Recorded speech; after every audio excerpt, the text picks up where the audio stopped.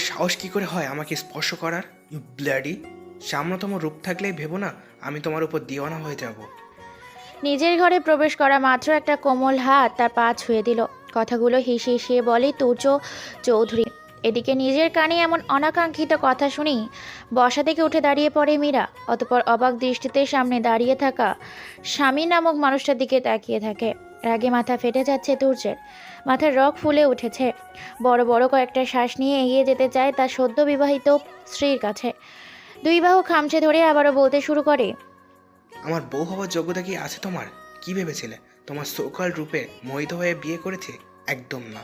তোমার ভাই মাহির, হ্যাঁ মাহির, আমাকে বাধ্য করেছিল তার সোকল্ড বোবা বোনটাকে আমার নামের সঙ্গে জুড়তে।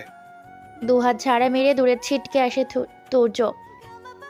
সামনের দিকে ঝুঁকে যায়, দুহাত দিয়ে সিল্কের চুলগুলো ধরে টানতে থাকে। আ জোরে একটা চিৎকার দেয়, আরও বলতে থাকে, তোমার জন্য আমার মম অসুস্থ হয়ে পড়েছে, শুধুমাত্র তোমার জন্য। কোন মা সহ্য করবে তার রাজপুত্রের জন্য এরকম একটা বোবা মেয়েকে? কোনো রাইট নেই তোমার আমার বউ হবার, বুঝেছ? আর যাই হোক, একটা বোবা মেয়ের সাথে সংসার করা যায় না। তখন পর ঘরের এদিক ওদিক তাকায় মীরা। কিছু একটা খুঁজছে সে। এই তো পেয়েছে। টেবিলের ওপরে একটা নোটপ্যাড। আস্তে ধীরে মেঝে থেকে উঠে দাঁড়ালো মেয়েটা। তুর্য এক ঝটকায় সে এতক্ষণ নিচে পড়েছিল টেবিলের কাছে গিয়ে পেনদানি থেকে একটা পেন নিয়ে নোটপ্যাডে লিখতে শুরু করে। আর তীক্ষ্ণ চোখে সেদিকে তাকিয়ে তুর্য বোঝার চেষ্টা করছে আসলে মেয়েটা কি করতে চাইছে। এক হাত দিয়ে চোখের কোণে জমা অশ্রুটা মুছে নেয় মীরা। অতঃপর নোটপ্যাডে লেখা তুর্যের সামনে ধরে। ভ্রুজোড়া কুচকে এক প্রকার তার কাছ থেকে ছিনিয়ে নেয়, নিজের চক্ষু জোড়ার সামনে রাখে। চোখ মুখ শক্ত হয়ে যায় তুর্যের। এক ঝটকায় তার ডান হাতটা দিয়ে মীরার নরম গালটা শক্ত করে ধরে, হিসিয়ে বলে, খুব শখ না ভাইয়ের কাছে গিয়ে আমার নামে অভিযোগ করার? শক্ত হাতটা মীরার গালে শক্ত করে চেপে ধরে আবারও বলে ওঠে, মাহিরকে খুব ভালোবাসি, ছোটবেলার বন্ধু আমার, বেস্ট ফ্রেন্ড হয় ও আমার, বুঝেছ? আমি চাই না তোমার জন্য আমাকে আরও কিছু সইতে হোক। 3 মাস মতো এই বাড়িতে আমার বউ হয়ে থাকবে, তারপর আমায় ডিভোর্স দিয়ে এই বাড়ি থেকে চলে যাবে। আর মাহিরকে বলবে আমাকে তোমার ভালো লাগছে না আর। দেন আমরা নিজের নিজের রাস্তায়। এত কিছুর জন্য দায়ী শুধুমাত্র তুমি। সো সব কিছু ঠিক করার দায়িত্ব তোমার। এক ধাক্কা দিয়ে নিজের থেকে সরিয়ে হনহন করে দরজার দিকে পা বাড়ায় তুর্য। একটু থেমে পিছনে না ফিরেই বলে, আমি বেড শেয়ার করতে পারি না কারোর সাথে। এই ঘরের কোন কোণায় থাকবে সেটা তোমার ব্যাপার, আমার বেডের কাছে না দেখলেই হলো। তুর্য চৌধুরী একজন হার্ট সার্জন ডক্টর। শিশুকাল থেকে তার একটাই স্বপ্ন ছিল, আর সেটা হলো হার্ট সার্জন ডক্টর হওয়ার। তুর্যর বাবা জাহিদ চৌধুরী একজন বিত্তশালী লোক। তার ব্যবসার নাম ডাক সুদূর বিদেশ পর্যন্ত। ওনার ইচ্ছে ছিল দুই ছেলেই ওনার ব্যবসা সামলাবে, কিন্তু ছোট ছেলেরই যেই ব্যবসার প্রতি কোনো আগ্রহ নেই, সে তার স্বপ্ন পূরণ করতে উদ্যোগী।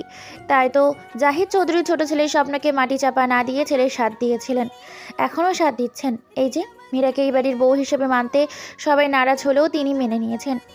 ছেলে মেয়েদের খুশির মাঝেই যে উনি নিজের সুখ খুঁজে পান। এদিকে ঘরের মেঝেতে বসে অঝরে কেঁদে চলেছে মীরা। সে তো এসব চায়নি। হ্যাঁ, মানুষটাকে ভালোবাসে সে, কিন্তু নিজের করে পাওয়ার কথা কল্পনাতেও ভাবেনি নিজের অক্ষমতার জন্য। দুই হাতে ভর দিয়ে মেঝে থেকে উঠে দাঁড়ায় মীরা। এক পা করে এগিয়ে যায় সোফার পাশে রাখা ট্রলি ব্যাগটার দিকে। এটাই শুধু সে নিজের সাথে এনেছে। অথবা সেখান থেকে ধূসর রঙের ডায়েরিটা বের করে। ডায়েরি থেকে আবারও তার চোখ দুটো ঝাপসা হয়ে আসে। এই বস্তুটাই যে তার সমস্ত সুখ দুঃখের সাথী, যেখানে অনায়াসে তার সব ইচ্ছে অনিচ্ছে, ভালো লাগা খারাপ লাগা প্রকাশ করতে পারে। এটা তুমি কি করলে ভাইয়া? ভালোবাসার মানুষটার কাছে আমাকে ঘৃণার পাত্রী বানিয়ে দিলে। কেন করলে এমন? আমি তো চাইনি ওনাকে, চাইনি নিজের স্বামী হিসেবে পেতে। তবে কেন বললে এত বড় মিথ্যেটা? কেন বললে উনি আমাকে পছন্দ করে বিয়ে করতে চেয়েছেন? আর লিখতে পারল না মীরা। ডুকরে কেঁদে ফেললো। নিয়তি যে বড়ই নিষ্ঠুর, আজ থেকে কোথায় এনে দাঁড় করালো। হ্যাঁ মামা, সব ঠিকঠাক। হ্যাঁ হ্যাঁ, কোনো সমস্যা হয়নি। আরে তুর্য ওরকম ছেলে না, ও খুব ভালো ছেলে। ছোট থেকে একসাথে থাকি আমরা। হুম, ফোন করব ভেবেছিলাম, কিন্তু করা হয়নি। ও নিয়ে তুমি ভেবো না, তুর্য সব সামলে নেবে সব। তুর্য সামলে নেবে সব। আর আমার বোনটাও কম কিসে, রূপে গুণে চারিদিকেই পারফেক্ট। শুধু একটু কথা বলতে পারে না। তো কি হয়েছে? যদি সেদিন দুর্ঘটনার সম্মুখীন না হতো তবে তো সব ঠিকঠাকই থাকতো। শোনো মামা, তুর্য খুব লাকি যে আমার কলিজাটা পেয়েছে। আচ্ছা আচ্ছা, খুব হয়েছে, এবার বাকিটা ভাগ্নের বাড়ি এসে দেখে যাও। রাখলাম, টায়ার্ড আমি, ঘুমাবো এখন। ফট করে লাইনটা কেটে দিল মাহির। এখন সে একটা শান্তির ঘুম দিবে। আজ তার খুশির দিন। আজ দিয়ে তার কলিজাটাকে তার প্রাণপ্রিয় বন্ধুর হাতে তুলে দিয়েছে। বালিশে মাথায় এলিয়ে দিয়ে সিলিংয়ের দিকে তাকিয়ে মুচকি হাসে মাহির। কতদিন অভিমান করে থাকবি তুর্য চৌধুরী আমার উপর? খানিক চুপ থেকে আবারও বলে, আমার বোনটা খুব সহজ সরল তুর্য, কিন্তু খুব লক্ষ্মী। তুই সুখী হবি, আর একদিন তুই নিজের মুখে এটা স্বীকার করবি। চতুর্দিক থেকে আজানের সুমিষ্ট ধ্বনি ভেসে আসছে। গভীর রাত পেরিয়ে ভোর হয়েছে, তবে তুর্য এখনো পর্যন্ত ঠাই বসে আছে চিলে কোঠার ঘরে। সারা রাত ছেলেটা এইভাবে বসেই কাটিয়ে দিয়েছে। ঘাড় থেকে পিঠ পর্যন্ত টান টান হয়ে ব্যথা করছে। এতক্ষণ পরে উঠে দাঁড়ালো সে, অতঃপর নিজের কক্ষের দিকে পা বাড়ালো। এবার একটু ঘুমের প্রয়োজন তার। ঘরে ঢুকে কাউকে দেখতে না পেয়ে ভ্রুজোড়া কুঁচকে নেয় তুর্য। বিড়বিড় করে বলে, মেয়েটা কোথায় গেল? তারপর কিছু একটা ভেবে বারান্দা থেকে পা বাড়ালো। তুর্য বারান্দা দিকে গিয়ে দেখতে পায় গুটি সুটি হয়ে দেয়ালে মাথা ঠেকিয়েই ঘুমন্ত মীরাকে।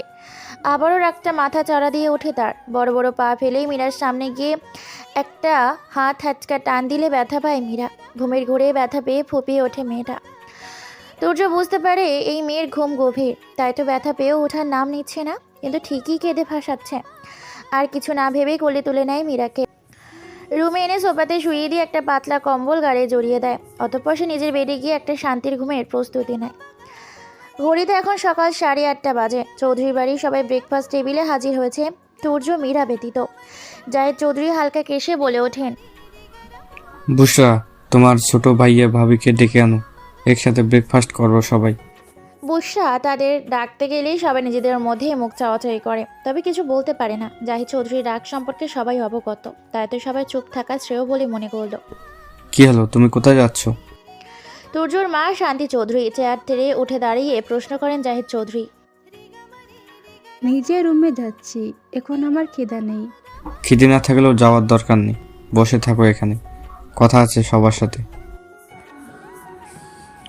ছোট ভাইয়া, ছোট ভাইয়া, ছোট ভাবি ও নতুন ভাবি। দরজার বাইরে থেকে অনবরত ডেকে চলেছে বুশরা। খানিকটা বিরক্ত বোধ করলো মেয়েটা। আর এদিকে মীরা ভাবছে আসলে করবেটা কি। খুব ভোরে ওঠার অভ্যাস মীরার। গত রাতে ঠিক মতো ঘুম না হওয়ার কারণে ওর মতে আজ দেরি হয়ে গেছে জাগতে। সকাল 7টায় ঘুম ভেঙে যায় মীরার। দুহাত দুই দিকে ছেড়ে একটা আড়মোড়া ভেঙে উঠতে গিয়ে দেখেও একটা অচেনা রুমে উপস্থিত। রুমের চারিদিকে চোখটা বুলিয়ে নেয় মীরা, আর তৎক্ষণাৎ মরে পড়ে যায় তার তো বিয়ে হয়ে গেছে গতকাল, আর তার স্বামী তুর্য চৌধুরী। ক্ষণিকের জন্য হলেও তার অধৈর্য গলে হাসি ফুটে ওঠে। আবারও তা মিলিয়ে যায় খুব অল্প সময়ের মধ্যেই গতরাতে তুর্যের বলা কথাগুলো মনে করে। 2 ফোঁটা অশ্রু ঝরে পড়ে গাল বেয়ে। কিছু একটা মনে পড়তেই তড়াক করে চমকে ওঠে মীরা। সে তো রাতে বারান্দায় ছিল, তাহলে এখানে? অতঃপর নিজের দিকে তাকিয়ে দেখে গায়ে একটা কম্বল জড়ানো। তার মানে আর কিছু ভাবতে পারছে না মেয়েটা, আর চোখ একবার বেডের দিকে তাকায় মীরা। অতঃপর দেখতে পাই উদম শরীরে উপর হয়ে শুয়ে আছে লোকটা। বাচ্চাদের মতো ঠোঁটটা উল্টানো, শিশুর মতো বেগ ঘরে ঘুমাচ্ছে। চোখ সরিয়ে নিল মীরা। আর তাকানো যাচ্ছে না এই বেশরম লোকটার দিকে। আবার নিজের দিকে তাকিয়ে ওর মনে পড়ে গেল এখানে আসার আগে তার ভাইয়ার বলা কথাটা। বুঝলি রিমা, তুর্য একটা আস্ত খ্যাপাতে ছেলে। রাগ তার নাগের ডোগায়, রেগে গেলে কাকে কি বলছে এইসব তার হুঁশ থাকে না। মুখে যা আসে তাই বলে দেয়। একটু ঠোঁট কাটা প্রকৃতির ছেলে, কিন্তু মনের দিক দিয়ে খুব ভালো। বিনা কারণে কাউকে কষ্ট দেয় না। এইভাবে ভাইয়ের মুখের দিকে চেয়ে শুনে চলেছে তার সদ্য স্বামীর সম্পর্কে। মাহির বোনকে এক পাশ থেকে জড়িয়ে ধরে মাথার একপাশে ঠোঁট ছুঁয়ে দিয়ে বলে, আমি জানি আমার কলিজাটা খুব লক্ষ্মী। সবার কথা শুনে, তবুও বলছি তুর্যর কথা মতো চলবি, ওর কথার অবাধ্য হবি না। দেখবি তুর্য খুব ভালোবাসবে। আগের থেকেও দ্বিগুণ জোরে দরজায় কড়া খাতেই ভাবনার জগৎ থেকে বেরিয়ে আসে মীরা। আর ভাবে এখন সে কি করবে। তুর্যকে উঠাবে যদি রেখে যায়। ছোট ভাইয়া উঠেছো? অধৈর্য হয়ে পড়ে বুসরা, এবার গলায় আরো জোর নিয়ে ডেকে ওঠে। ছোট ভাইয়া শুনছো? হ্যাঁ, চোখ পিট করছে তুর্য। আসলে সে বুঝতে পারছে না এত সকাল সকাল তার বান্দর বোনটা তার দরজার সামনে চেঁচাচ্ছে কেন। আস্তে আস্তে সোজা হয়ে শোয় তুর্য। অতঃপর ডান দিকে দেওয়ালের দিকে তাকানোর সঙ্গে সঙ্গে লাফ দিয়ে ওঠে। ঘড়িতে এখন পৌনে 9টা বাজে। তুর্য তাড়াহুড়ো করে পাশ থাকা টি শার্টটা পরে নেয়। অতঃপর দরজা খুলতে গেলে কিছু একটা মনে করে দরজার দিকে না গিয়ে মীরার দিকে পা বাড়ায়। এর সবই আর চোখে লক্ষ্য করছিল মীরা। হঠাৎ নিজের শূন্যে ভাসতে দেখে হকচকিয়ে যায়। সামান্য উপরের দিকে তাকালে দেখতে পায় তুর্যকে। বুঝতে পারে এখন সে তুর্যর কোলে। বিছানার উপরে ধপ করে ফেলে মীরাকে। অতঃপর মুখ থেকে দুটো শব্দ বের করে। আবার আলো, শুয়ে পড়ো। তুর্যর কথায় আরও অবাক হয় মেয়েটা। আসলে তার সাথে কি হচ্ছে কিছুই বুঝতে পারছে না সে। খট করে দরজা গলার শব্দে হাঁপ ছেড়ে বাঁচে বসরা। অতঃপর একটা দীর্ঘশ্বাস ফেলে এক নিঃশ্বাসে বলে, প্রায় 15 মিনিট ধরে ডেকে চলেছে আর তোমায়। ড্যাড তোমাদের দুজনকে ডেকে পাঠিয়েছে, তাড়াতাড়ি এসো, একসাথে ব্রেকফাস্ট করব। কথাগুলো বলে এক মুহূর্তেও দাঁড়ালো না বুসরা। ধপাধপ পা ফেলে চলে গেল সেখান থেকে। বুসরা চলে গেলে পুনরায় দরজা লাগিয়ে দেয় তুর্য। অতঃপর পিছনে ঘুরে মীরার দিকে তাকায়। সমস্যা কি? এতক্ষণ তো জেগেই ছিলে, ডাকোনি কেন? আর সবাইকে কি প্রমাণ করতে চাও? আমরা ভালোবেসে বিয়ে করে আর আলাদা ঘুমাই? নির্বোধ একটা। একটু থেমে আবারও বলে, বেড়ে থাকতে না করেছি মানে এই নয় যে তুমি বারান্দায় ঘুমাবে। সোফাটা বেশ বড়, তোমার ভালো মতো হয়ে যাবে। আর শোনো, আশা করি রাতের কথাগুলো তোমার ভালোভাবে মনে আছে। আবারও বলছি, মনে রাখবে এখানে তোমার মেয়াদ মাত্র 3 মাস। আজই আমি লয়ারের কাছে গিয়ে কথা বলবো এই বিষয়ে। এখন যাও, ফ্রেশ হয়ে নাও, বেশি দেরি করবে না। ড্যাড আমাদের অপেক্ষায় আছেন। ড্যাডি, আর কত অপেক্ষা করব? আমার আর ভালো লাগছে না। দেখো গিয়ে, তোমার আদরের ভাগ্নে এখন বেঘরে ঘুমাচ্ছে। আমাদের বলে তার মনেই নেই। এক গাদা বিরক্ত নিয়ে বলে। বছর 22-এর সুন্দরী মিলি। পরনে তার সাদা লং স্কার্ট, মাথায় হালকা আকাশি রঙের হিজাব পরা, মুখে কোনো রকম মেকআপের ছিটে ফোটাও নেই। এই সাধারণেই তাকে অসাধারণ লাগছে। আহা মামনি, এখানে দাঁড়ানো আমাদের 5 মিনিটও হয়নি। এত অধৈর্য হলে হয়?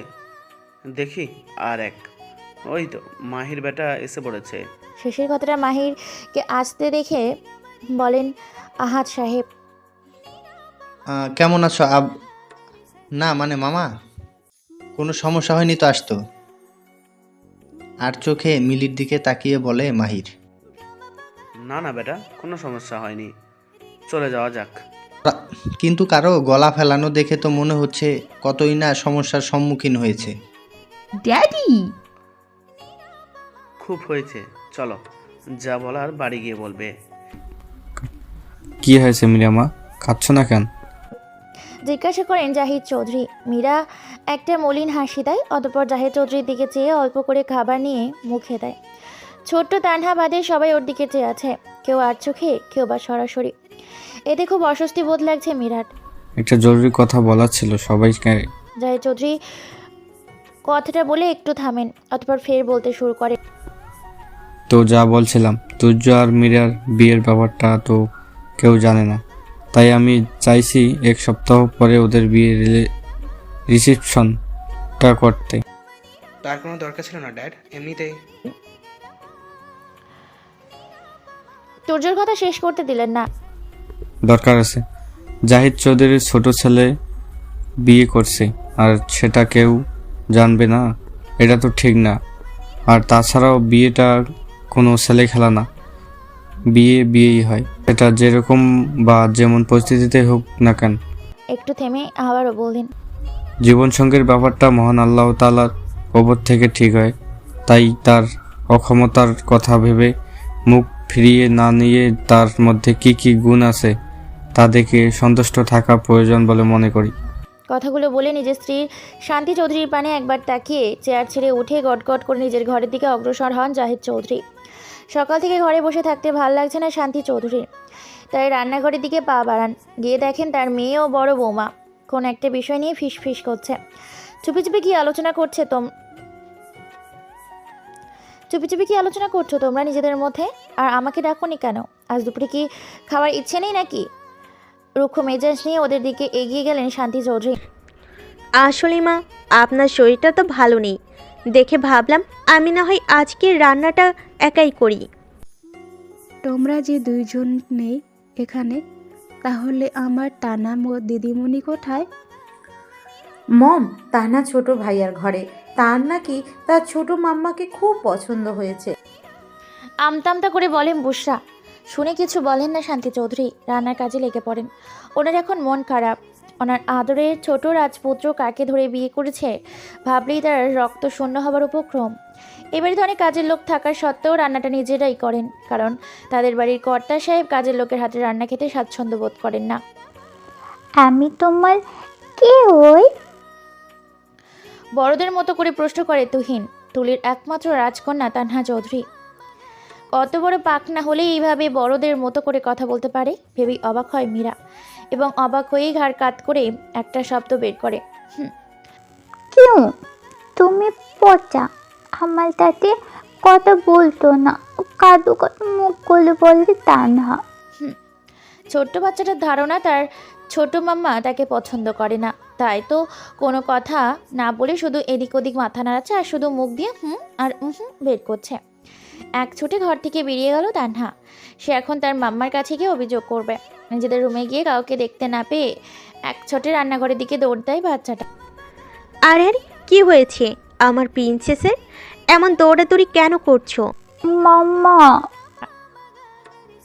ছোট্ট হৃদয়ে এক বুক কষ্ট নিয়ে ডেকে ওঠে তান্না। এবার ঠোঁট উল্টিয়ে কেঁদেই ফেললো। অতপর হেঁচকে তুলে বলতে শুরু করলো মেয়ের এক বুক কষ্টটা কী নিয়ে তা বুঝতে পারে তুলি। মুচকি হেসে মেয়ের কষ্টটা নিবারণ করতে বলল, তোমার ছোট মাম্মা কথা বলতে পারে না সোনা, কিন্তু তোমাকে এতগুলো ভালোবাসে, আর কোনোদিন এভাবে বলবে না। ছোট মাম্মা কষ্ট পাবে তো সোনা। থেমে যায় তানহার সব কান্না। অবাক হয়ে সে তার মাম্মার দিকে চেয়ে থাকে অনেকক্ষণ যাবৎ। অতপর অবাক হয়ে প্রশ্ন করে, তো মাম্মা কথা বলতে পারলে না কেন?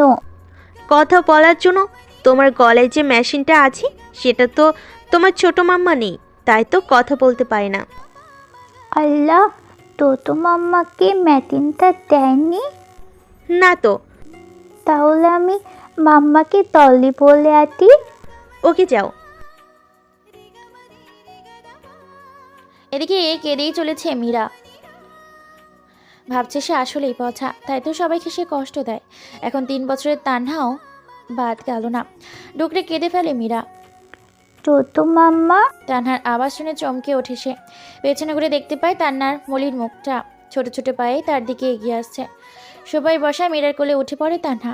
অতঃপর ছোট ছোট 2 হাত দিয়ে তার গলা জড়িয়ে ধরে বলে, চলি মাম্মা, তানহা বেলি ব্যাট। তানহার কাণ্ডে অবাক হয়ে যায় মীরা। অতঃপর ফিক করে হেসে দেয়। তুমি আমাকে ভালোবাসবে তো? হাত গলায় জড়িয়ে ধরে প্রশ্ন করে। তানহার প্রশ্নে মীরা মুচকি হাসে। অতঃপর পুচকিটার নরম গালে হামি এঁকে দিয়ে মাথা নাড়ে। এবার তানহাও ফিক করে হেসে দিয়ে বলে, তুমি খুব সুন্দর, আমার বন্ধু হবে? আবারও মীরা তার মাথাটা একপাশে কাত করে দেয়, যার অর্থ সে ছোট্ট তান্নার বন্ধু হবে। ঘড়িতে এখন রাত 12টা বেজে 35 মিনিট। গভীর গুণে তলিয়েছে মিলি।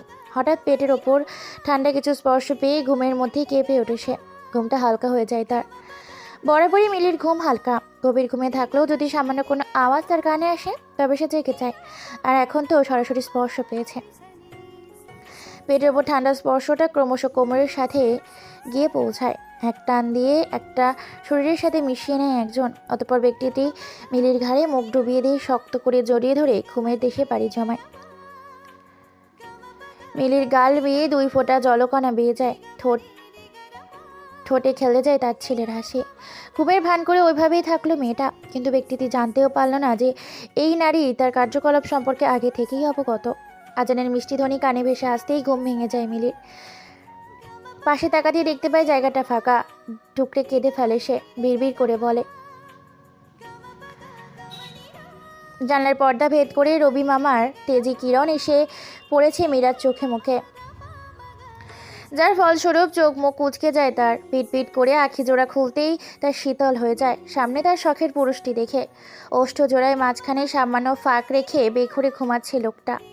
মীরা তার তৃষ্ণাত চোখ জোড়া জুড়িয়ে নেয় স্বামীর ঘুমন্ত বদনখানা দেখে। এটাই যে তার মোক্ষম সময়, তাই পুরো দমে লুফে নিতে ভুলল না।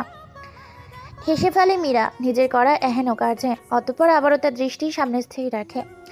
তুর্যের সামনে সিল্কি চুলগুলো কপালে পড়ে আছে এলোমেলো হয়ে।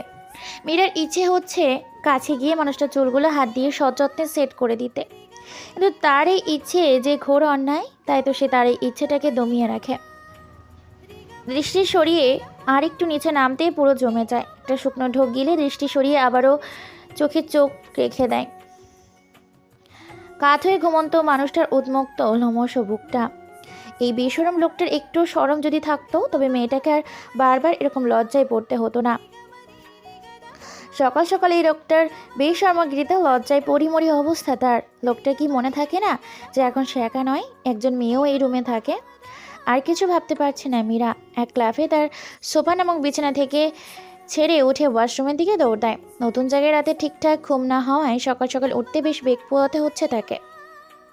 বড় বৌমা, তুমি কি একাই এই বাড়ির বউ যে তোমাকে একাই সব দায়িত্ব পালন করতে হবে? আরেকজনের যে মুখে কথা নেই তা তো জানি, কিন্তু হাত পায়েও যে অকিচো তা তো জানতাম না। নাকি বাবা মায়ের অনুস্পতিতে ভাই শিখায়নি যে শ্বশুর বাড়িতে টুকটাক কাজে হাত লাগাতে হয়? শাশুড়ি মায়ের এরকম কথাবার্তায় বিরক্ত হয় তুলি। তার একদম ভালো লাগছে না শাশুড়ি এরকম পটর পটর। সমস্যা কি এই মহিলার? সে তো করেছে ভালো মনে করে। তাহলে মনে মনে এসব ভেবে নরম সুরে শাশুড়িকে কিছু উচিত কথা শোনাবে বলে সামনের দিকে চোখ তুলে তাকালে দরজার কাছে ছলছল নয়নে দাঁড়িয়ে থাকা মীরার দিকে চোখ যায় তুলির। শাশুড়ি নামক মহিলাটা সেই প্রথম দিন থেকেই মেয়েটাকে কথা শুনিয়ে চলেছে। একটা দীর্ঘশ্বাস ফেলে তুলি, অতঃপর শাশুড়ি মায়ের উদ্দেশ্যে বলে, তা কেন হবে মা? আমি কেন একা খাটতে যাব এই সংসারে? এটা আমার একা সংসার নাকি? আমি যেমন এবারের বউ, মীরাও তেমন চৌধুরী বাড়ির ছোট বউ। তাই আমরা দুজনে সব মিলেমিশে করব। আপনি অত চিন্তা করবেন না। অতঃপর মীরাকে বলে, কি মীরা পারবে না আমার হাতে হাতে টুকটাক কাজ করে দিতে? আর যদি না পার, ডোন্ট ওয়ারি, আমি তোমায় শিখিয়ে দিব। তুলির কথায় মীরার ঠোঁটের কোণে হালকা হাসি রেখা মেলে। শাশুড়ি মায়ের দিকে একবার তাকিয়ে ফের তুলির দিকে চোখ ফিরিয়ে আঁখে জোড়া মুছে নিয়ে মাথাটা ওপর নিচ করে। তুলির কথাগুলো শান্তি চৌধুরীর কাছে আদিক্ষিতা ছাড়া কিছুই মনে হলো না। এসব দেখে শুনে তিনি ভিতর ভিতর ফুঁসে উঠলেন। বড় বৌমার প্রতি বেশ ক্ষোভ জন্মালো মনে, তবে মুখে কিছুই বললেন না। পা চালিয়ে চলে গেলেন সেইখান থেকে। তা দেখে তুলি দীর্ঘশ্বাস ফেলে। অতঃপর পুরোপুরি মীরার দিকে ঘুরে দাঁড়িয়ে বলে, তোমার বিষয়ে অনেক কিছু জানা হয়নি আমার, কিন্তু তবুও আমি জানি। তুলির কথা শুনে ফ্যালফ্যাল করে তাকিয়ে থাকে মীরা। মীরার অবস্থা দেখে হো হো করে হেসে ফেলে তুলি। অতঃপর মীরার গাল দুটো টেনে দিয়ে বলে, এই যে অবাক হলে গোল গোল চোখ করে তাকিয়ে থাকো, এটা জানি। তুমি দেখতে খুব মিষ্টি, এটা জানি। খুব তাড়াতাড়ি সবাইকে আপন করে নাও, এটাও জানি। কথাগুলো বলে আবারও হেসে ফেলে তুলি। ব্রেক। এই নাও, এটা ধরো, গিয়ে তোমার জনাবকে দিয়ে এসো। ওনার আবার সকাল সকাল কফি না হলে চলে না। এখন তো আরও চলবে না। ড্যাডি, আমি মজা করছি না ড্যাডি, সত্যি সত্যি ফিরে যাচ্ছি, আর তার ব্যবস্থা তুমি তাড়াতাড়ি করবে। ফার্স্ট টেবিলে মিলির মুখে এরকম অনাকাঙ্ক্ষিত কথা শুনে অবাকে সর্বোচ্চ চূড়ায় পৌঁছে যায় মামা ভাগ্নেতে। হঠাৎ মেয়েটার কী হলো দুজনের মধ্যে কেউই বুঝতে পারছে না। এবার নিজের অবাক সে সাইডে রেখে মুখ খোলে মাহির। সমস্যা কি মিলি? কালই তো এলি, আবার এর মধ্যে যাই কেন করছিস? কেন? আমি আমার নিজের বাড়ি ফিরে যেতে চাই, এতে সমস্যা কি হবে? আর বাই দ্য ওয়ে, আমি নিজের বাড়ি ছাড়া কোথাও কমফোর্টেবল না। এটা কি তোর পরের বাড়ি মনে হয়? দাঁতে দাঁত চেপে বলে ওঠে মাহির। তার প্রচণ্ড রাগ লাগছে। সামনে বসা তার মতো বেয়াদব মেয়েটাকে ঠাঁটি একটা চড় দিতে ইচ্ছে করছে। নিজের বাড়ি তো না। মিলির এক রোখা জবাব। মাহির আর কিছু ভাবতে পারছে না। এই মেয়ের সাহস থেকে আশ্চর্য হয়ে যাচ্ছে। কিছু না বলে চেয়ার ছেড়ে উঠে পড়ল মাহির। অতঃপর সামনে সাজানো খাবারগুলো একটানে উল্টে দিয়ে গটগট করে সদর দরজা দিয়ে বেরিয়ে গেল। দিদি তো ছেলেটার খাবার 12টা বাজিয়ে। একটু থেমে আবারও বলেন আহাদ সাহেব। বসে না থেকে খেয়ে নে, চিন্তা নেই, দেখছি কি করা যায়। কোনো দেখা দেখি লাগবে না, যাচ্ছি না আমি। এই মুহূর্তে দাঁড়ালো না মিলি, এক ছুটে নিজের ঘরে চলে গেল। আর এদিকে মাথায় হাত দিয়ে বসে আছেন আহাদ সাহেব। উনি বোঝার চেষ্টা করছেন আসলে কেসটা কি হলো। কফির মগ নিয়ে 5 মিনিট যাবৎ দাঁড়িয়ে আছে মীরা, কিন্তু সামনের লোকটা চুল ঠিক করতে ব্যস্ত। তার পাশে যে কেউ দাঁড়িয়ে আছে সেদিকে জনাবের খেয়ালই নেই। আর চোখে পাশে দাঁড়িয়ে থাকা সুন্দরী রমণীর দিকে একবার তাকিয়ে চোখ সরিয়ে নেয় তুর্য। অতঃপর তার গাম্ভীর্য বজায় রেখে বলে, কি ব্যাপার, এভাবে পাশে এসে দাঁড়ানোর মানে কি? সূর্যের প্রশ্নে হাতে থাকা কফি মগটা বাড়িয়ে দেয় মীরা। অতঃপর চোখ দিয়ে ইশারা করে মগটা নিতে। কিছু না বলে মগটা নিয়ে তাতে চুমুক বসায় তুর্য। আবেশে চোখ বুঝে নেয়, এখন এটারই যে প্রয়োজন ছিল তার। আর তা মুগ্ধ নয়নে চেয়ে চেয়ে দেখছে মীরা। মাত্র 3 মাস, কিন্তু তার কাছে অনেকটা সময়। এই সময়টুকুতে চোখে তৃষ্ণা মিটিয়ে নেওয়ার আপ্রাণ চেষ্টা করছে সে। মুচকি হাসে সে। এই লোকটার প্রেমে যে কতটা পাগল তা কল্পনারও বাইরে। হোয়াট, এভাবে ড্যাপ করে তাকিয়ে আছো কেন? I know I am very handsome, তাই বলে তুমি তার প্রমাণ দেবে? তুর্যের কথায় অপ্রস্তুত হয়ে পড়ে মীরা। মুহূর্তেই তার পান পাতার ন্যায় মুখশ্রীতে লাল আভা ছড়িয়ে পড়ে, নয়ন জোড়া এদিক সেদিক করে। ঠিক সেই মুহূর্তে তুর্যের মুঠোফোনটা বেজে ওঠে। তুর্য একবার তার দিকে তাকিয়ে বেডের ওপর থাকা ফোনটা নিয়ে পা বাড়াই, হাঁপ ছেড়ে বাঁচে মীরা। এই যাত্রায় বোনের হার্ট অ্যাটাক হবার থেকে বাঁচিয়ে নিল মাহির। হ্যাঁ, ফোনটা মাহিরই করেছে। এদের কথার ধরন শুনেই বুঝতে পারে মীরা। সে আর এখানে দাঁড়ালো না। এই লোকটা যে চরম লেভেলের ঠোটকাটা, আবার কি না কি বলে বসে, তার থেকে সে এখান থেকে যাওয়াই শ্রেয় বলে মনে করলো। বল, কি ঘটনা ঘটিয়েছিস? হোয়াট? আমি? তোর মনে হচ্ছে আমি কিছু ঘাটিয়েছি? অবশ্যই, নয়তো অফিস পেলে আমার কেবিনে কেন? তার মানে তুই খুশি হসনি আমি এসেছি দেখে?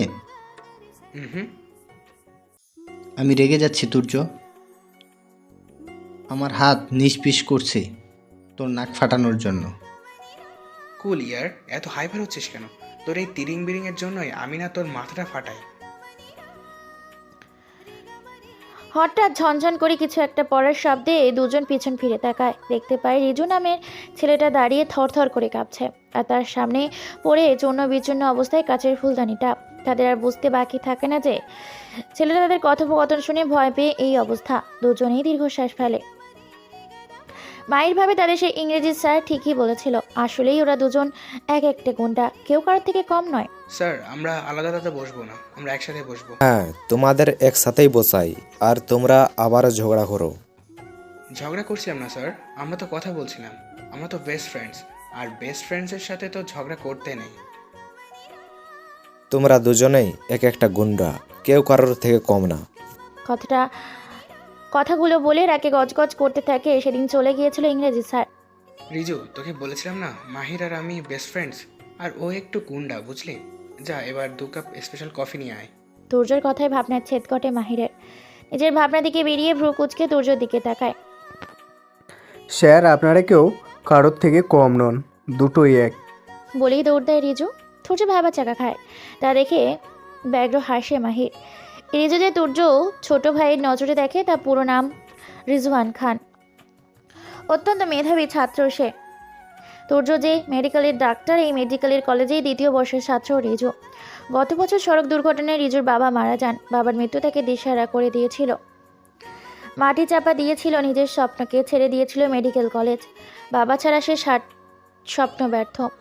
বাবাই যে তাদের একমাত্র রোজগারের পথ, আর সেই পথই যে চিরতরে বন্ধ হয়ে যায়।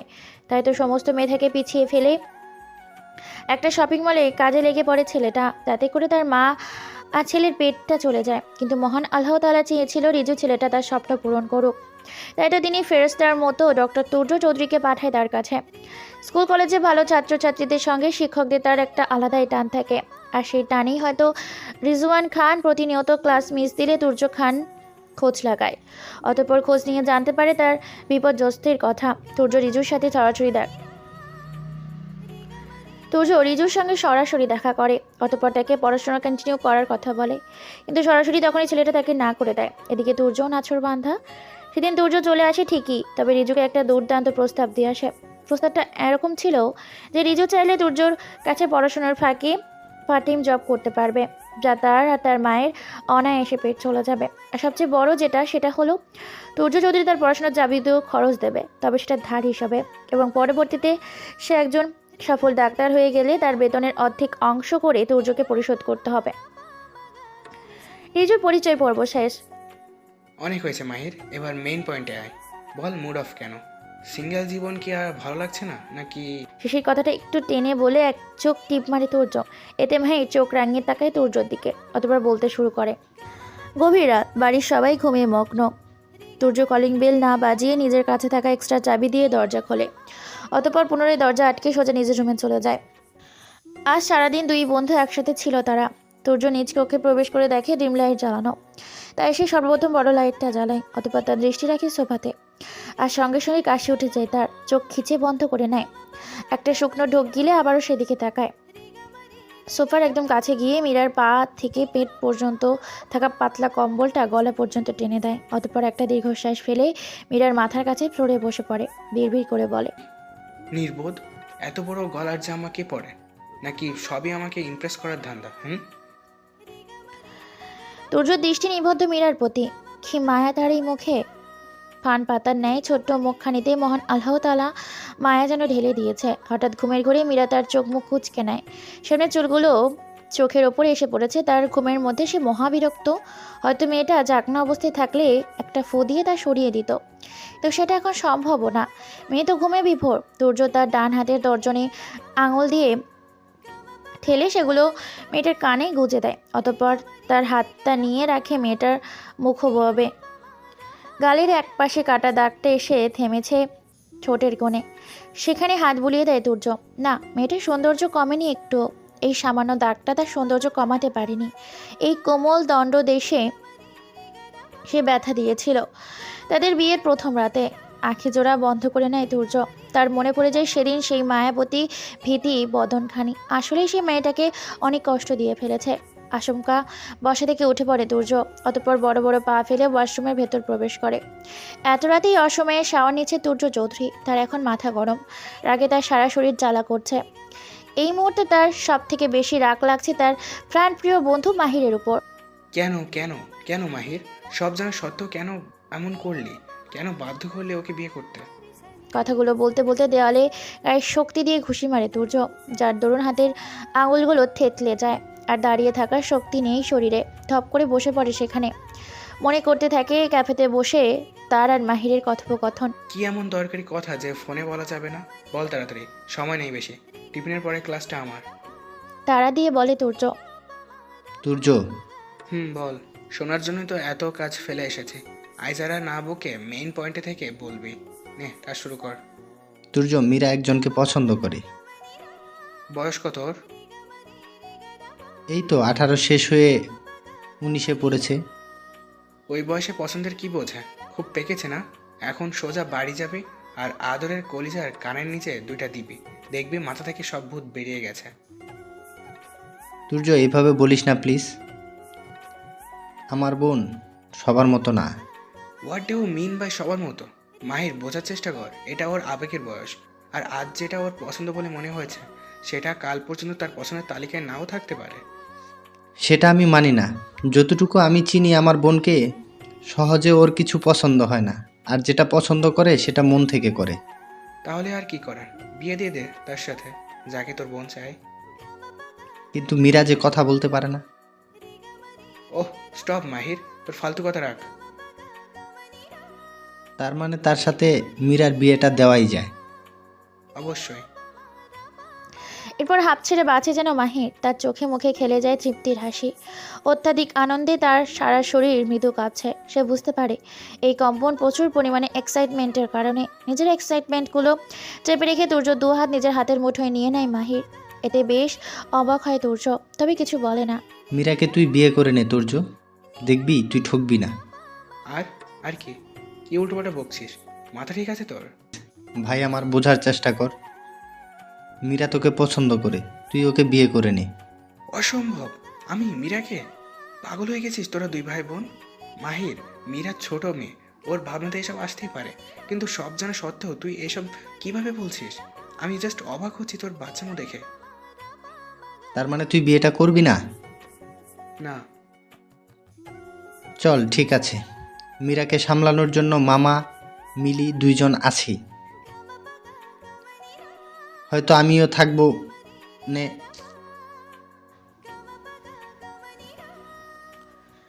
কথাটা শেষ করতে পারল না মাহির, তার আগেই নাকের ওপরে কারো বলিষ্ঠ হাতের ঘুষি এসে পড়ল, যার ফলস্বরূপ তার নাক দিয়ে গরম তাজা রক্ত বেরিয়ে আসে। তবে ওপর থেকে কিছুই বোঝা যায় না। মাহির বুঝতে বাকি নেই তার শক্ত হাতের মালিককে। সে জানতো এমন কথার পরিপ্রেক্ষিতে তার অবস্থা এমনই হবার ছিল। সূর্য দিকে তাকে একটা অমায়িক হাসি উপহার দেয় মাহির, যার ফলস্বরূপ দ্বিগুণ রেখে যায় সে। চোখ মুখ লাল হয়ে গেছে তুর্যর, রাগের চোটে তার সারা শরীর থরথর করে কাঁপছে। আর বসে থাকতে পারে না, উঠে পড়ে চেহার ছেড়ে মাহিরকেও টেনে তোলে। অতঃপর তার করাল ধরে হিসিয়ে বলতে শুরু করে, আই হেট ইউ মাহির আহমেদ খান। কোনোদিনও বুঝিসনি আমাকে, এখনো বুঝলি না। একটু থেমে ডান হাতের তর্জনী আঙ্গুলটা বুকের বাঁ পাশে ঠেকিয়ে বলে, এখানটায় লাথি মেরে চলে গেছে সে। একটা বারের জন্য আমার কথা ভাবেনি। আবেগ ছিলাম আমি তার, কম বয়সের ভালোবাসা, যা আস্তে আস্তে ফিকে হতে দেরি লাগেনি। আর কিছু বলতে পারে না তুর্য, এক ধাক্কা দিয়ে ফেলে দেয় মাহিরকে তার পূর্বের সিটে। অতঃপর চলে আসতে নিয়েও দাঁড়িয়ে পড়ে, নিজেও গাম্ভীর্য বজায় রেখে বলে ওঠে, রাজি আমি। সন্ধ্যার সময় কাজী অফিসে চলে আসিস তোর বোনকে নিয়ে। এক মুহূর্ত সময় নষ্ট না করে তুর্য চলে যায় সেখান থেকে। পারবে না সে এই ছেলেটাকে কষ্ট দিতে। হাজারো দূরত্ব এদের মধ্যে থাকলেও মনের দ্রুত কখনো ছিল না তাদের। তাই তো আলাদা আলাদা কলেজে পড়েও, এমনকি নিজ নিজ কাজে ব্যস্ত থাকা সত্ত্বেও তারা সিকরি দোস্ত। চোখ খুলে উঠে দাঁড়ায় তুর্য, অতঃপর ভেজা কাপড় ছেড়ে কোমরে একটা তাওয়ালে পরে নেয়। হাত বাড়িয়ে আর একটা টাওয়ালে নিয়ে সেটা নিয়ে নিজের মাথা চুল মুছতে গিয়ে নাকে একটা মিষ্টি মেহেলি ঘ্রাণ পায়। আবেশে চোখ বন্ধ হয়ে যায় আপনা আপনি। ওভাবেই বেশ কিছু সময় অতিবাহিত হয়ে যায়, তো সেদিকে কোনো রকম খেয়াল নেই তার। এখন আর রাগ লাগছে না তুর্যের। এই মিষ্টি ঘ্রাণটি যেন তার কাছে ম্যাজিকের মতো কাজ করেছে। এত এত রাগ ক্লান্তি যেন নিমেষে দূর হয়ে গেল। তার সারা শরীরে অদ্ভুত প্রশান্তিদায়ক তরঙ্গ খেলা যায়। তুর্য টাওয়ালটা চোখের সামনে ধরে, অবাক হয় সে। হৃৎপিণ্ড তড়াক করে ওঠে তার। এটা তো তার নয়। তার মানে? ভ্রুজোড়া কুচকে আসে তার, বিড়বিড় করে বলে, মেয়েটা কোন সাবান শ্যাম্পু ইউজ করে? কই, তারটাই তো এত মিষ্টি ঘ্রাণ নেই। গভীর ঘুরে আচ্ছন্ন মীরা হঠাৎ মুখের ওপর তরল কিছু পড়তেই নাক মুখ কুচকে নেয় তার। অতঃপর পিট পিট করে চোখ খুলতেই দেখতে পায় তার সামনে অর্ধনগ্ন হয়ে দাঁড়িয়ে আছে তুর্য চৌধুরী। তার দিকেই বাড়ির মেইন ফটকে পা দিতেই মনটা খারাপ হয়ে যায় মাহিরের। এত রাত করে বাড়ি ফেরেনি সে কখনো। যত ব্যস্ততার মধ্যে দিয়েই যাক না কেন, 9টার মধ্যে ফেরার চেষ্টা করে। তার কলিজাটা যে না খেয়ে অপেক্ষা করতো তার জন্য। মুচকি হাসে মাহির। তার ছোট বোনটা আজ যে কত বড় হয়ে গেছে, কিন্তু তার কাছে তো কিছুই আবদার করে না। লাস্ট কবে আবদার করেছে ভাবতে থাকে মাহির। হ্যাঁ, মনে পড়েছে, 13 বছর বয়সে তার কলিজাটা তার কাছে লাস্ট আবদার করেছিল লং ড্রাইভে যাবে বলে। কিন্তু সে তো নিয়ে যায়নি। বাবাকে সাথে করে যেতে বলেছিল, কিন্তু কেন যেন নিজেই যায়নি। সে গেলে হয়তো বা তার বাবা বেঁচে থাকতো, আর তার বোনের তোতা পাখির ন্যায় কথাগুলো সারা জীবনের জন্য হারিয়ে যেত না। কিছু ভাবতে পারছে না মাহির, ওইভাবেই হাঁটু গেড়ে বসে কান্নায় ভেঙে পড়ে। এতক্ষণ যাবৎ সবটাই খেয়াল করছিল মিলি নিজের রুমের বারান্দা থেকে, কিন্তু মাহিরের এরকম অবস্থা কারণ খুঁজে পায় না সে। তাই দেরি না করে এক ছুটে নিচে নেমে আসে। আস্তে আস্তে মাহিরের দিকে এগিয়ে যায়। সে নিজেও বসে পড়ে মাহিরের মতো করে। মাহির লাল লাল চোখের সামনে তাকিয়ে দেখে মিলিকে। কিছু বলতে যাবে তার আগে ঠাটের ওপর আঙুল চেপে ধরে মিলি। সিস, মুখে আওয়াজ বের করে, অনেক রাত হয়েছে, তোমার ঘুমানোর প্রয়োজন। বুড়েই 2 হাত টেনে তুলল মাহিরকে। 6 ফুটের স্বাস্থ্যবান শরীরটাকে তুলতে বেশ বেগ পেতে হলো তাকে। মাহিরকে বিছানায় শুয়ে দিয়ে চলে আসতে নিলে তার ডান হাতে টান পড়ে। পিছনে ফিরে দেখে মানুষটা তার দিকেই তাকিয়ে আছে। তার চোখে রয়েছে হাজারো ভয়, কাউকে পেয়ে হারানোর ভয়। আজকে রাতটা আমার কাছে থেকে জানা মিলি, বুকের এইখানটা বড্ড জ্বালা করছে। বুকের বা পাশটা দেখিয়ে বলে মাহির। না করতে পারে না মিলি, এই মানুষটাকে সে এইভাবে দেখতে পারে না তো। তাই তো নিজের পাহাড় সমান অভিমানগুলোকে সাইডে রেখে শুয়ে পড়ল মাহিরের পাশে, মাঝে অনেকটা জায়গা ফাঁকা রেখে। কিন্তু মিলিকে অবাক করে দিয়ে তার বুকে মাথা রাখে মাহির। অতঃপর মাথাটা খানিকটা তুলে মেয়েটার থুতনিতে হালকা করে ওষ্ঠের উষ্ণ ছোঁয়া ছুঁয়ে দিয়ে আষ্টে পিষ্টে জড়িয়ে একটা শান্তির ঘুমের উদ্দেশ্যে। এদিকে মিলি নিজের ঠোঁট কামড়ে কান্না আটকানোর চেষ্টা করে। দেখাবে না কাউকে তার অশ্রু, এগুলোই একান্তই তার। গভীর ঘুমে আচ্ছন্ন মীরা। হঠাৎ মুখের ওপর তরল কিছু পরে নাক মুখ কুচকে নেয় সে। পিট করে চোখ খুলতেই দেখতে পায় তার সামনে অর্ধরঙ্গ হয়ে দাঁড়িয়ে আছে তুর্য চৌধুরী, তার দিকেই তাকিয়ে। চোখ বুজে অন্যদিকে পাশ ফিরে শুয়ে পড়ে মীরা আর ভাবতে থাকে এই বেসরম লোকটা তার স্বপ্নের মতো কেমন ভাব ধরে দাঁড়িয়ে আছে। এদিকে মীরার কাণ্ডে হক চকিয়ে যায় তুর্য। সে যে সামনে দাঁড়িয়েছে সেটাও দেখে না দেখার ভান করে পাশে ফিরে শুয়ে পড়লো মেয়েটা। এতে আত্মসম্মানে লাগে তুর্যর, তাই হাত দিয়ে হাঁচকা টান দিয়ে শোয়া থেকে বসালো তাকে। অতঃপর বলতে শুরু করলো, এই মেয়ে, সমস্যা কি? কাকে ভাব দেখাও তুমি? আমি তুর্য চৌধুরী, আমাকে ভাব দেখানোর আগে অন্তত 10 বার ভাববে। আরও অনেক কথা শোনাতে চেয়েছিল তুর্য, কিন্তু মেয়েটা নয়ন জোড়ে এদিক ওদিক করাতে থেমে যায়। ভাবতে থাকে মীরার অস্থিরতার কারণ। অতঃপর নিজের দিকে তাকিয়ে কিছু একটা ভেবে মীরার হাত ছেড়ে দিয়ে সোজা হয়ে দাঁড়ায়। পুনরায় গলায় গাম্ভীর্য বজায় রেখে বলে, আমার নিজের রুমে আমি যেভাবে খুশি থাকতে পারি। কারোর অসুবিধা হলে সেটা আমার সমস্যা না, সেটা তার সমস্যা। বাই দ্য ওয়ে, তোমার টাওয়ালটা আমার টাওয়ালের কাছে রেখেছিলে কেন? ভুলে তোমারটা ইউজ করে ফেলেছি। ওটা দিয়ে কি বিশ্রী গন্ধ বেরোচ্ছিল। ছি, কি সাবান শ্যাম্পু ইউজ করো তুমি? সেই বিশ্রী গন্ধটা আমার নাক দিয়ে যেতেই যাচ্ছে না। অপরাধীর ন্যায় মাথা নিচু করে মীরা। এই রাত দুপুরে লোকটা তাকে টেনে তুললো অপমান করার জন্য। ভাবতে ডুকটে কেঁদে ওঠে মেয়েটা। সে তো চলে যেতেই চেয়েছিল, বেশরম লোকটাই তো তাকে যেতে দিল না। এখনো পর্যন্ত ফুপিয়ে চলেছে মীরা। তুর্য ভাবতেও পারিনি এই সামান্য একটা কথা জিজ্ঞাসা করাতে মেয়েটাকে কেঁদে দিবে। আগে জানলে এই মুখও হতো না সে। ইয়া আল্লাহ, ডান হাতটাই লাগার দরকার ছিল। এবার কিভাবে কি করব? আর চোখে মীরার দিকে তাকিয়ে তাকে শুনিয়ে বলে তুর্য। গলার স্বরটা যতটা পারে করুণ করে। তুর্যর গলার করুণ আওয়াজ শুনে ফোপানো বন্ধ হয়ে যায় মীরার। আর চোখে দেখে নেয় তুর্যকে। এখনো পর্যন্ত লোকটা কাপড় না পরে বেশরমের মতো কোমরে টাওয়াল পেঁচিয়ে রয়েছে। চোখ সরিয়ে নেয় সে। অতঃপর লোকটার ডান হাতের দিকে নজর বোলায়। হৃৎপিণ্ড তড়াক করে উঠে মীরার, চিত্ত অস্থির হয়। এক নিমেষে উঠে দাঁড়ায় সে। ঘরের এদিক ওদিক ছুটে বেড়ায় ফার্স্ট এড বক্স পাবার আশায়। ড্রয়ারে আছে। আর কিছু বলতে হয় না তুর্যকে। তার আগেই মীরা সেখান থেকে বক্সটা নিয়ে এসেছে। তুর্যের হাত ধরে টেনে তাকে বিছানায় এক পাশে বসিয়ে দেয়। অতঃপর নিজেও বসে পড়ে তার সামনে। খুব যত্ন সহকারে আলতো হাতে ফু দিয়ে ড্রেসিং করিয়ে দেয়। নিজের প্রতি মীরার এত যত্ন দেখে অবাক হয়ে যায় তুর্য। সে তো একজন ডাক্তার, কই কোনো নার্সকে তো এত যত্ন নিয়ে ড্রেসিং করতে দেখেনি। আর মুখে এমন বানিয়েছে না নিজেই ব্যথা পেয়েছে। মনে মনে এসব ভেবে চলেছে তুর্য। মুখ দিয়ে অদ্ভুত আওয়াজ বের করেছে মীরা। উত্তেজিত হয়ে হাত দিয়ে কিছুটা ইশারা করছে, কিন্তু তুর্য সেদিকে কোনো খেয়াল থাকলে তো সে তো মীরাকে দেখতে ব্যস্ত। আবারও মীরা সেই একই রকম আওয়াজে করে মুখ দিয়ে ডান হাতের পাতাটা উল্টো দিক দিয়ে আঙুলগুলো কিছুটা ছড়িয়ে সামনে ঘোরায়। এবার তুর্যের বুঝতে বাকি থাকে না মেয়েটা কি বোঝাচ্ছে, তাই কিছুটা আমতা করে উত্তর দেয়, আসলে আমি মানে ওয়াশরুমের ফ্লোরে পড়ে গিয়ে ব্যথা পেয়েছি। তুর্যের কথায় চোখ ছোট ছোট করে তাকায় মীরা। তা দেখে তুর্য বলে, বিশ্বাস হচ্ছে না তো? আচ্ছা চলো, তোমাকে নিয়ে আমি যেভাবে পড়েছিলাম ঠিক সেভাবেই ফেলি, তাহলে বুঝতে পারবে ব্যাপারটা। তুর্যের এরকম তেরা কথায় দমে যায় মীরা। চুপচাপ সেখান থেকে উঠে এসে নিজের নির্ধারিত জায়গায় শুয়ে পড়ে তুর্যর দিকে পিঠ করে। তা দেখে মুচকি হাসে তুর্য। অতঃপর বিড়বিড় করে বলে, বাবা, এই মেয়ে তো দেখছি রাগ করতেও জানে। আজানের মিষ্টি ধ্বনিতে ঘুম ভেঙে যায় মীরার। অতঃপর শোয়া থেকে উঠে আস্তে ধীরে ওয়াশরুম যায়। গত 2 দিন ধরে তার ফজরের নামাজটা কাজা হচ্ছে। আজ তার রব তাকে ঠিক সময় মতো জাগিয়েছে। অজু করে নামাজ আদায় করে নিল মীরা। অতঃপর কুটি পায়ে তুর্যের বিছানার কাছে গেল। তুর্যের ব্যান্ডেজ করা হাতটার ওপর আলতোভাবে বার কয়েক হাত বুলিয়ে তুর্যের মুখটার দিকে তাকালো। বেঘুরে ঘুমাচ্ছে মানুষটা। তার ছোট ছোট চুলগুলো কপালে এসে পড়েছে। দেখে মনে হচ্ছে নাদান বাচ্চা। মুচকি হাসে মীরা। তুর্য সেই সিল্কি চুলগুলো খুব পীড়া দিচ্ছে তাকে। আলতো করে ছুঁয়ে দিতে ইচ্ছে করছে। মনের ঘরে সুপ্ত বাসনাটা দমিয়ে না রাখতে পেরে হাত বাড়ায় সে, একটু ছুঁয়ে দেবে বলে। তবে তার হাতটা স্পর্শ করতে পারল না। তার আগেই তার হাত তুর্যের হাতের মুঠোয় চলে যায়। কি করতে চাচ্ছিলে তুমি আমার সাথে? তুর্যের সামান্য অবাক হয়ে গম্ভীর স্বরে তার দিকে প্রশ্ন ছুড়লে ভ্যা করে কেঁদে দেয় মীরা। তা দেখে তুর্য কিং কর্তব্য বিমূঢ়। আসলে তুর্য বুঝতে পারছেন এটা মাহিরের বোন কিনা।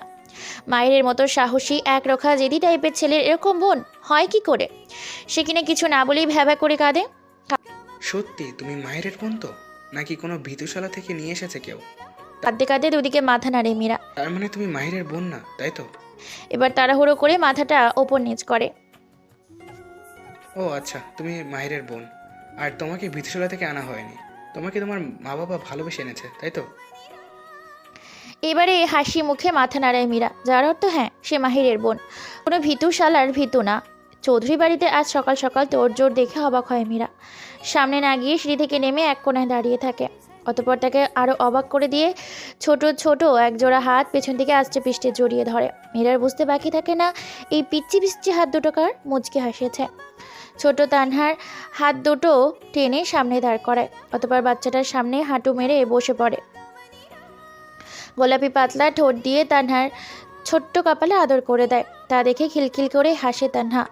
মীরা তার দুটো হাত জোড়া কানের পাশে এনে রেখে চোখ বুজে আবার খোলে। অতঃপর অবাক হওয়ার ভঙ্গিতে হাত নেড়ে কিছু একটা ইশারা করে, কিন্তু তানহা তার ইশারা বুঝতে না পেরে ঠোঁট ফোলায়। আর তখনই পেছন থেকে ছোট পাপার আওয়াজ আসে। তানহা, মাই বেবি, তোমার ছোট মামা তোমাকে জিজ্ঞেস করছে তুমি আজ এত সকাল সকাল উঠে পড়েছো যে। তোড়জোড় মুখে তাকে উদ্দেশ্য করে বলা তানহার ছোট মাম্মা কথাটা যেন তার কানে বেজে চলেছে। অদ্ভুত সুখ যেন তার সারা শরীর খেলে যায়। দেহের মধ্যে থাকা নাম না জানা সুখ পাখিরা তার ডানা ঝাপটানো শুরু করে দিয়েছে আনন্দে। আজকে তো চুপ্পা আসবে, তাই জন্য তো আমি অনেক বলেও তো বলেছি। তানহার কথা শুনে মীরা তার নিজের মধ্যে হওয়া অদ্ভুত অনুভূতিটা এক প্রকার দমিয়ে রাখে। অতঃপর এই সুপাপাটাকে নিয়ে জানার জন্য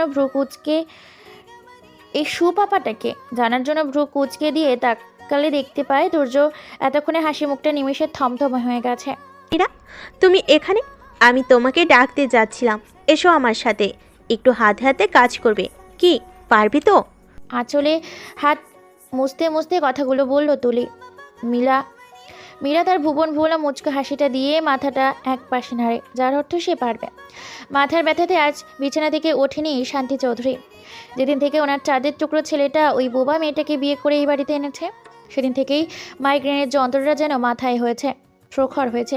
কিছুতেই তিনি ওই বোবা মেয়েটাকে মানবেন না ছেলের বউ হিসাবে। কি করে তিনি ছেলেকে বোঝাবেন ওই বোবা মেয়েটা ওনার সোনার বাবার যোগ্য নয়? ঘরের এ মাথা থেকে ও মাথা পর্যন্ত পায়চারি করছে তুর্য। আজ রবিবার হবার দরুন তার ছুটি। ভেবেছিল মীরাকে নিয়ে একবার ও বাড়ি যাবে। মেয়েটা ভাইয়ের আদরে কিনা, আবার গত রাত থেকে কি কান্নাটাই না করলো। আচ্ছা, মাহির যদি জানতে পারে তার কলিজার বোনটাকে তুর্য অনেক কাঁদিয়েছে, তাহলে সে কি করবে? না, সে আর কিছু ভাবতে পারছে না। নাকের ওপর বাইক করে হাত বুলিয়ে নেয় তুর্য। টেবিলের উপরে থাকা ফোনটা অনেকক্ষণ যাবৎ বেজে চলেছে, কিন্তু সেদিকে তুর্যর কোনো খেয়াল নেই। একবার, দুইবার, তিনবার, চারবারের বেলায় হুঁশ আসে তুর্যর। সে এতক্ষণ তার কল্পনার জগতে ব্যস্ত ছিল। তুর্য ফোনটা হাতে নিয়ে দেখে মাহির কল করেছে। যে এই না সে কলটা রিসিভ করবে, তার আগেই ডিসকানেক্ট হয়ে গেল। ফোনের ওপরে স্ক্রিনে দেখাচ্ছে মাহির 4 বার কল করেছে। আবার তার ফোনে কল আসে, তবে এটা মাহির না, বরং রিজওয়ান। হ্যাঁ রিজু বল। আমি স্যার সব কিছু রেডি, আমি আপনাদের বাড়ির সামনে। কখন বেরোবেন? যাচ্ছি না রিজু, জিনিসপত্রগুলো নিয়ে তুই ভিতরে চলে আয়। কিন্তু মাহির স্যার। ও কিছু হবে না, ও জানে না এই ব্যাপারে কিছু। ওকে সারপ্রাইজ দেবো ভেবেছিলাম। আচ্ছা স্যার, তাছাড়া চলে আয়, তোকে একজনের সাথে পরিচয় করাবো। কথাগুলো বলে ফোনের লাইন কেটে দেয় তুর্য। আর এদিকে রিজু বিড়বিড় করে বলছে, আসলে এসব হচ্ছে কি, সকালে স্যার ফোন দিয়ে বলল নতুন জামেরা শ্বশুর বাড়ি যাওয়ার জন্য যা যা বাজার করে সব করে আমাদের বাড়ি আসবি। একসাথে মাহির স্যারের বাড়ি যাব। আর এখন স্যারের মাথাটা গেছে পুরো। ইয়া আল্লাহ। ছেলেটা ছোট মাথায় কিছুই ঢুকছে না, তাই সে আর কিছু ভাবতে চায় না। নতুবা দেখা যাবে ডাক্তার না হয়ে পাগল হয়ে বসে আছে। গাড়ি থেকে নেমে বাড়ির ভেতরে হাঁটা দিল রিজু এসেছে অনেকক্ষণ যাবৎ। এসে থেকেই তার তুর্য চারির সাথে কথা বলছে কিছু কাজের বিষয়ে। এই ছেলেটাকে তুর্য খুব স্নেহ ও বিশ্বাস করে। দরকারি কথাবার্তা শেষ হলে উসখুস করছে রিজু, কিছু একটা বলবে কিন্তু বলতে পারছে না। তা দেখে তুর্য বলে, কি সমস্যা? মেয়েদের মতো এত মুচড়ামুচি করছিস কেন? যা বলবি সোজাসুজি বলে দে। এবার যেন ব্যাপারটা সোজা হয় রিজুর কাছে, তাই সে মিনমিন করে বলে, স্যার বলেছিলেন কারোর সঙ্গে পরিচয় করাবেন। গম্ভীর সুরে বলে তুর্য। অতঃপর গলা উঁচু করে মীরাকে ডাকতে থাকে। এদিকে মীরা, মীরা, কোথায় তুমি? এদিকে আসো তো একবার। এদিকে রান্নাঘরে উপস্থিত তুলি আর অন্যান্য মেয়েরা মুখ টিপে হাসতে থাকে তুর্যের অধৈর্য ডাক শুনে। হাসতে হাসতে বলে তুলি। যাও গিয়ে দেখে এসো তোমার জানাবে কি প্রয়োজন। তুলির কথা বলার ধরন দেখে লজ্জা পেয়ে যায় মীরা। মুখ নিচু করে সেখান থেকে চলে আসে আর ভাবতে থাকে, আসলেই লোকটা তার নাম নিয়ে এইভাবে চেঁচাচ্ছে কেন? এদিকে এসো। মীরার হাত ধরে টেনে নিজের পাশে আর একটা জায়গা ফাঁক করে বসায় তুর্য। এতে বেশ অবাক হয়ে যায় মীরা। লোকটা যে তার সামনে যতক্ষণ থাকে ততক্ষণ তো বকা দেয়, তাহলে এখন কেন এভাবে কথা বলার জন্য ডাকছে তার সাথে? ভেবেই অভিমানে দু চোখ ভরে উঠে নিলে সামনে নেয় মীরা। এটা মাহের স্যারের বোন? বলে ওঠে রিজু। এতে মীরাও অবাক হলে তুর্য হেসে ফেলে। বলে, বুঝে গেছিস? না বসে উপায় আসে, দুইজন তো একই রকম দেখতে। মাহের স্যার গম্ভীর আর স্যারের বোন একটু বেশি মিষ্টি। রিজুর কথায় মীরা সামান্য হেসে মাথা নিচু করে নেয়। রিজু জানতো মাহির স্যারের একটা বোন আছে, কথা বলতে পারে না, কোন এক দুর্ঘটনায় মুখের কথা হারিয়ে ফেলে। তো মেয়েটা যে এতটা মায়াবী তা জানতো না। খারাপ লাগে রিজুর। এত সুন্দর একটা মেয়ে, না জানি তার কণ্ঠস্বরটা কত মিষ্টি ছিল। মনে মনে আফসোস করে সে। মীরা, ও হচ্ছে রিজওয়ান খান, হবু ডাক্তার বলতে পারো। ও খুব ভালো একটা ছেলে। পড়াশোনার সময়টুকু বাদ দিলে আমার সাথে থাকে সারাক্ষণ। তুর্যের কথায় মীরা রিজুর দিকে তাকায়। মাথা নিচু করে হেসে দেয় রিজু। তার তুর্য স্যার তার প্রশংসা এইভাবে করে সবার কাছে। আর রিজু, এ মীরা, আগেই বুঝে গেছিস এ মাহিরের বোন, বলে তুর্য। আচমকা উঠে দাঁড়ায় মীরা। আর কেউ কিছু বুঝে ওঠার আগেই এক ছুটে চলে যায় সেখান থেকে। কান্নাগুলো আর ধরে রাখতে পারে না মীরা, অঝরে কেঁদে ফেলে। আজ তার খুব যে কষ্ট হচ্ছে। থাকবে না সে আর এখানে, আজই চলে যাবে। আর তার ভাইয়া যদি না যায় ওই বাড়িতে সে থাকুক, তবে সেখানেও থাকবে না। যেদিকে দু চোখ যাবে সেদিকে চলে যাবে। তবুও সে এই লোকটার বাড়িতে থাকবে না। ওয়াশরুমে মীরা যে প্রয়োজনীয় জিনিসগুলো ছিল সেগুলো সব নিয়ে এসে ব্যাগে ভরল। কাপড় চোপড়গুলো গোছানো লাগবে না, আগে থেকেই সবগুলো ব্যাগেই ছিল। কেননা মীরা তার কাপড় চোপড় তুর্যর জামাকাপড়ের সাথে রাখেনি। কোথায় কি বলে বসে লোকটা, সেই ভয়ে আর ওই মুখও হয়নি। অবশ্য অসুবিধা হয় এভাবে প্রত্যেক দিন ব্যাগ থেকে বের করা আর ভরা। ট্রলি ব্যাগের হাতলটা হাতে নিয়ে যেই না মীরা মেলাতে যাবে, অমনি তার মনে পড়ে যায় তাদের বিয়ের রাতে তুর্যের বলা কথাগুলো। পা দুটো থেমে যায় সেখানে। সে কি করে ভুলতে পারলো তার আর তুর্যর সম্পর্ক মাত্র 3 মাসের জন্য? দীর্ঘশ্বাস ফেলে মীরা। তার আবেগ তাকে কিছুক্ষণের জন্য ভুলিয়ে দিয়েছিল কথাটা। এবার সে বুঝতে পারছে তুর্য কেন রিজওয়ান নামের ছেলেটার কাছে তার তুর্যের বিয়ের ব্যাপারটা জানালো না। একটা তার ছেলের হাসি হাসে মীরা। অতবার ব্যাগটা জায়গা মতো রেখে ওয়াশরুম ঢুকে পড়ে। অনেকক্ষণ পর ওয়াশরুম থেকে বের হয়ে আসে মীরা। তার সামনে দেখতে পায় তুর্য ভ্রু কুঁচকে ওয়াশরুমের দরজার দিকে মুখ করে দাঁড়িয়ে আছে। দেখে মনে হচ্ছে সে এতক্ষণ মীরার জন্যই অপেক্ষা করছিল। তুর্যকে পাশ কাটিয়ে চলে যেতে নিলে মীরার উদ্দেশ্যে তুর্য বলে, এই মেয়ে, তোমার সমস্যাটা কি বলবে? ওখান থেকে ওভাবে চলে এলে কেন? কি ভাববে রিজু? ম্যানারলেস কোথাকার। তুর্য কথাগুলো ছিল আগুনে ঘি ঢালার মতো, যা মীরার সারা শরীরে মুহূর্তেই দপদপ করে জ্বলে ওঠে। রাগে ফুঁসে ওঠে সে। ধাপাধাপ পা ফেলে টেবিলের ওপর থেকে নোটপ্যাডটা নিয়ে রাগে গজগজ করতে করতে লিখতে শুরু করে। অতঃপর লেখা হয়ে গেলে সেটা তুর্যের সামনে ধরে। তুর্য সেটা ধরা মাত্রই ধূপধাপ পা ফেলে সেখান থেকে বেরিয়ে যায় মীরা। মীরার কাছে অবাক হয়ে যায় তুর্য। ওইভাবেই ঠায় দাঁড়িয়ে থেকে বলে, আশ্চর্য, এই মেয়ের আবার কি হলো? অতঃপর মীরা কি লিখেছে দেখার জন্য চোখ রাখে নোটপ্যাডে। আর দেখতে পায় সেখানে লেখা, মাত্র 3 মাসেরই তো ব্যাপার, সহ্য করে নিন এই ম্যানারলেসটাকে। চিন্তা করবেন না, সব ঠিক করে দেবো আগের মতো। চল শক্ত হয়ে যায় তুর্যের। অতঃপর তাদের দাঁত চেপে বলে, এই মেয়ে তো দেখছি 2 লাইন বেশিই বোঝে। সময়টা এখন দুপুর 2টো বাজে 8 মিনিট। চৌধুরী বাড়ির কারোরই এখানেও খাওয়া হয়নি। ওই সোনাফুর জন্য ছেলেটা আসলে সবাই একসাথে খাবে। মীরা শাড়ি পরেছে, তুলি নিজে হাতে তাকে সাজিয়ে দিয়েছে। নতুন বউ বলে কথা। টেবিলে খাবার সাজাচ্ছে মীরা, তুলি আর বুসরা। শান্তি চৌধুরী এখনো পর্যন্ত ঘর থেকে বের হয়নি। কলিং বেলের শব্দে লাফিয়ে ওঠে বুসরা। এক ছুটে দরজা খুলতে চলে যায়। ঘরে বসে ল্যাপটপে একটা মেল দেখছিল মীরা। কলিং বেলের শব্দে তার বুঝতে অসুবিধা হচ্ছে না যে ছ্যাঁচড়াটা চলে এসেছে। তুর্যের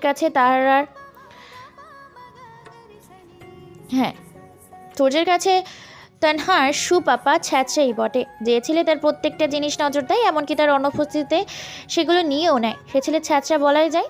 দরজা খুলেই একটা সুদর্শন ছেলেকে দেখতে পায় বুসরা। তার চোখে রয়েছে কালো রঙের সানগ্লাস, হাতে ব্যান্ডেজ, হাতে ব্র্যান্ডেড কালো রঙের ওয়াচ, ব্লু জিন্সের সাথে অফ হোয়াইট শার্ট, আর কাঁধে একটা মাঝারি সাইজের ব্যাগ। ছেলেটা তার সিল্কি চুলগুলো হাত দিয়ে সেট করছে বারবার। ভাইয়া বলেই ছেলেটার ওপর ঝাঁপিয়ে পড়লো বুশরা। ছেলেটা দুপা পিছিয়ে গেল তার উপরে এইভাবে পড়াতে, অতবার হেসে ফেলে শব্দ করে। এই পাগলি, ভেতরে যেতে দিবি না? দুই দিকে মাথা নাড়ে বুশরা, যেতে দেবে না সে। এইভাবেই তার ভাইয়ের গলায় ঝুলে থাকবে। আবারও হেসে ফেলে ছেলেটা। ওইভাবেই ভিতরে ঢোকে বোনকে নিয়ে। তাদের পেছন পেছন ঢোকে তুহিন আর জাহিদ চৌধুরী। এসব ভেতর থেকে দেখছিল তুলি, মীরা আর সিঁড়ি দিয়ে নামতে না থাকা তোর্য। মীরা ব্যতীত সবাই জানতো বুশরা রিয়াকশন এমনই হবে। অনেকদিন পর ভাইয়াকে পেয়েছে কিনা, এমন তো হবেই। তবে মীরার ছোট মাথায় কিছুই ঢুকছে না। বুশরা ছেলেটাকে বলছে ভাইয়া, আর দেখেই বোঝা যাচ্ছে মেয়েটা তার ভাইয়াকে কত বেশি মিস করছে। কিন্তু ছোট মাথায় অত ভাবতে হবে না তোমার, ওটা বসে নিজের ভাই শুভ। পাশ থেকে বলে তুলি। তুলির কথায় আরো অবাক হয় মীরা। সে তো জানতো তুর্য দুই ভাই এক বোন, তাহলে এটা আবার? তার ভাবনার মাঝেই তুর্যের গলার আওয়াজ শুনতে পায়। বুশরা ছাড় এবার ওকে, ফ্রেশ তো হতে দে। খিদে পেয়েছে তো সবার, ওকে দেখে ক্লান্ত লাগছে। তুর্যের কথায় ভাইয়াকে ছেড়ে দেয় বুশরা। অতবার নাক টেনে বলে, যাও ফ্রেশ হয়ে নাও, তোমার সাথে খাবো বলে আমরা কেউ খাইনি এখনো। নিঃশব্দে কান্না করছিল বুশরা। বুশরার চোখের পানি মুছিয়ে দিয়ে কপালে এক পাশে একটা চুম্বন এঁকে দেয় শুভ। অতপর এদিক সেদিক তাকিয়ে বলে, তুলি মামি আর আমার ছোট্ট মাটাকে দেখছি না কেন? আর মীরা রান্নাঘরের দিকে থাকায় এখনো শুভর চোখ পড়েনি তারা। তুলির সামনে দিয়ে আস্তে আস্তে বলে, তোমার দুই মাই এখন ঘুমে। একজন সেই ভোরে উঠে সারাক্ষণ টলছিল, তাই তাকে খাইয়ে বুঝিয়ে সুঝিয়ে ঘুমিয়ে পাঠিয়ে দিয়েছি। আর মা তো ওনার মাথা নিয়ে উঠতে পারছি না। এবার আমি চলে এসেছি, সব ঠিক হয়ে যাবে। বাই দ্য ওয়ে, কেমন আছো ভাবিমণি?